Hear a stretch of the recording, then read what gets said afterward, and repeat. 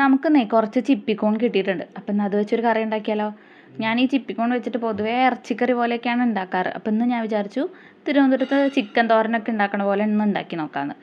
അപ്പോൾ ആദ്യം നന്നായി കഴുകി വൃത്തിയാക്കി എടുക്കണം. അപ്പം ഞാൻ ആദ്യം അതിലേക്ക് കുറച്ച് മഞ്ഞൾപ്പൊടി ഉപ്പ് ഇട്ട് ഒരു വട്ടം അങ്ങനെ കഴുകിയെടുത്തു. അത് പിന്നെ കുറച്ച് നേരം ഒന്ന് വെച്ചിരിക്കേണ്ട, അപ്പം തന്നെ കഴുകി വാരി എടുക്കുക. എന്നിട്ട് പിന്നെ സാധാ വെള്ളത്തിൽ 2-3 വട്ടം കഴുകി എടുക്കുക. അപ്പം നമ്മൾ ഈ കഴുകി എടുക്കണോണ്ട് തന്നെ എന്തായാലും അതിൻ്റെ ഉള്ളിൽ വെള്ളം കയറിയിട്ടുണ്ടാവും. അപ്പോൾ ആ വെള്ളം നമ്മളെ കൈ വെച്ചിട്ട് നല്ലോണം അങ്ങോട്ട് പിഴിഞ്ഞ് കളഞ്ഞാൽ മതി. അത് കഴിഞ്ഞിട്ട് പിന്നെ നമുക്കിത് അരിഞ്ഞെടുക്കണം തോരൻ്റെ പരുവത്തിന്. അപ്പോൾ അതിന് കത്തി വെച്ച് അരിയേണ്ട ആവശ്യമൊന്നുമില്ല. നമുക്കത് ചെറുതായിട്ട് നമ്മുടെ കൈ വെച്ചിട്ട് തന്നെ ഇങ്ങനെ പിച്ചി എടുക്കാൻ പറ്റും കേട്ടോ. അതേ കണ്ടാൽ ഞാൻ ചെയ്യണ പോലെ ചെറിയ കഷ്ണങ്ങളാക്കി അങ്ങനെ കൈ വെച്ചിട്ട് തന്നെ എടുത്താൽ മതി. നമുക്കിനി ഇതിലേക്ക് കുറച്ച് ചെറിയ ഉള്ളിയും പിന്നെ കുറച്ച് ഇഞ്ചി വെളുത്തുള്ളി ചതച്ചതും കൂടെ ആവശ്യമുണ്ട് കേട്ടോ. അപ്പോൾ നമ്മൾ ഈ സമയം കൊണ്ട് കുറച്ച് ചെറിയ ഉള്ളി ചെറുതാക്കി അരിഞ്ഞെടുത്ത് മാറ്റി വയ്ക്കുക. പിന്നെ കുറച്ച് ഇഞ്ചി വെളുത്തുള്ളി ഒന്ന് ചതച്ച് മാറ്റി വയ്ക്കുക.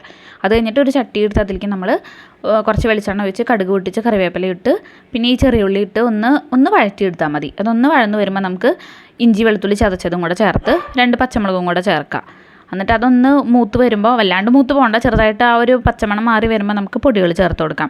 നമുക്ക് നമ്മുടെ എരിവിന് ആവശ്യമായിട്ടുള്ള കുറച്ച് മുളക് പൊടിയും പിന്നെ കുറച്ച് മഞ്ഞൾപ്പൊടി, കുറച്ച് മല്ലിപ്പൊടി, കുറച്ച് ഗരം മസാല ഇത്രയും കൂടെ ചേർത്തിട്ട് നന്നായിട്ടൊന്ന് പച്ചമണം പോകണ വരെ മൂപ്പിച്ചെടുക്കണം കേട്ടോ. എന്നിട്ട് അതൊന്ന് മൂത്ത് വരുമ്പോൾ നമുക്ക് തേങ്ങയും കൂടെ ചേർത്ത് കൊടുക്കാം. അപ്പോൾ തേങ്ങ ഞാനൊന്ന് ചെറുതായിട്ടൊന്ന് മിക്സിയിലിട്ടൊന്ന് ക്രഷ് ചെയ്തെടുത്തിട്ടാണ് ചേർത്ത് കൊടുത്തിക്കണേ.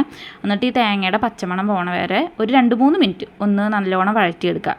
എന്നിട്ട് ഈ തേങ്ങ ഒന്ന് പച്ചമണം പോയി വരുമ്പോൾ നമുക്ക് നമ്മുടെ മഷ്റൂം ചേർത്ത് കൊടുക്കാം. അപ്പോൾ കൂൺ ചേർത്ത് കൊടുക്കുമ്പോൾ പാകത്തിനുള്ള ഉപ്പും കൂടെ ചേർത്ത് കൊടുക്കണം. എന്നിട്ട് നന്നായിട്ടൊന്ന് മിക്സ് ചെയ്യുക. എന്നിട്ട് ഇതൊരു 5 മുതൽ ഒരു 7 മിനിറ്റ് വരെയൊക്കെ ഒന്ന് മൂടി വെച്ച് വേവിക്കുക. നമുക്ക് സെപ്പറേറ്റ് വെള്ളമൊന്നും ഒഴിച്ച് കൊടുക്കണ്ട. കൂൺ വെന്ത് വരുമ്പോൾ തന്നെ അതിൽ നിന്ന് വെള്ളം ഇറങ്ങിക്കോളും. പിന്നെ ഇതിനകത്തേക്ക് കുക്കിംഗ് ടൈം ഇല്ല, പെട്ടെന്ന് വെന്ത് കിട്ടും. അപ്പോൾ ഒരു 5 മുതൽ ഒരു 7 മിനിറ്റ് വരെ ഉള്ളൂ. അപ്പോൾ അത്രയും നേരം നമുക്കൊന്ന് മൂടി വെച്ച് വേവിക്കുക.